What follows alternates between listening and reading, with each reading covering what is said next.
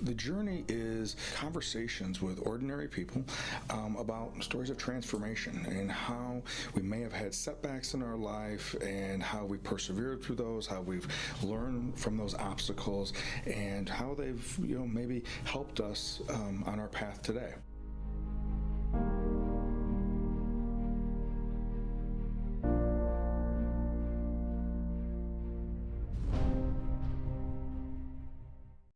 Well, welcome to The Journey. My name is Kevin Polky, and I am the host of The Journey. And it is May of 2024, and May is been set aside to represent Mental Health Awareness Month. And so, like we talk many times about when they designate a particular month or a day or a week to a particular cause or some type of to try to raise awareness regarding something, we know that it's not just about that particular time period, that month or that day. Um, for me, when we think about the idea of mental health, versus mental illness.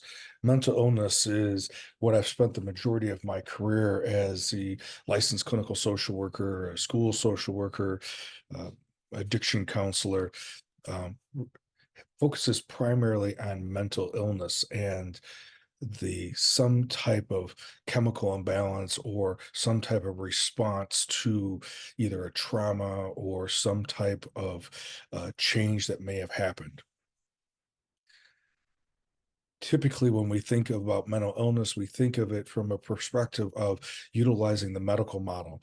And professionally, we use a manual that is developed and researched by uh, a group of psychiatrists when they came up with right now the DSM-5 is the latest for diagnosing.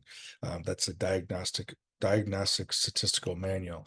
There's been many additions of this and changes over time as we learn more and more things have come to the forefront.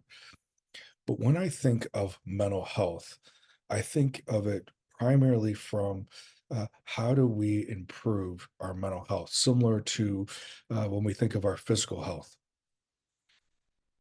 Individuals choose to exercise or go to a gym or have a home workout center, and they go for many different reasons.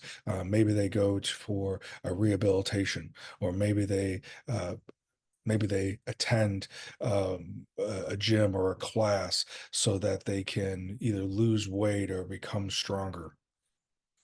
For myself, I started lifting weights when I was 11 years old to prepare for sports, in particular football.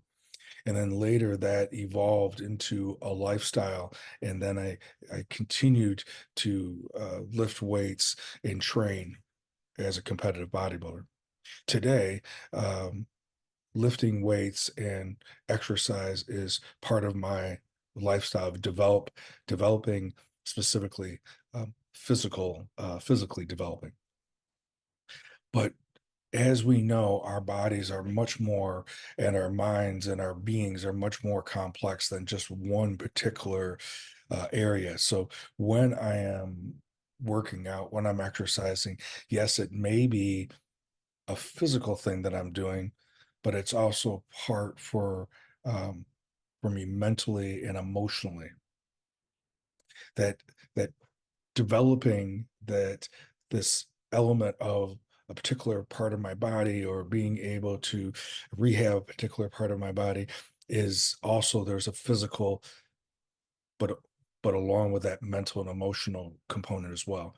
And so when I think of mental health and mental health awareness, it's really about how do we increase our mental health and develop our mental health very similar to developing our physical bodies.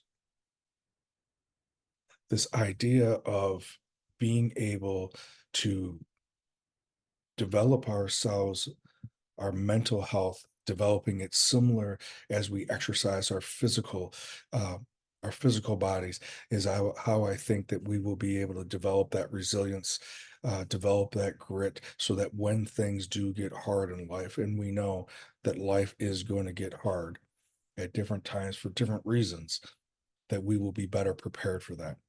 It also then allows us to enjoy time with our friends, time with our family, as well as time in solitude. In the upcoming episodes, we will talk more and more about how do we make this idea of mental health into a lifestyle, into a daily routine, along with a weekly routine. And so it becomes part of who we are, not just what we do. As always, I appreciate you being here and listening, and feel free to be able to pass this on to one who may benefit from uh, this idea of how mental health differentiates between mental illness and how we develop and grow our ability to be mentally strong and continue to grow as we navigate through life. As always, thank you for being here, and I look forward to being with you next week.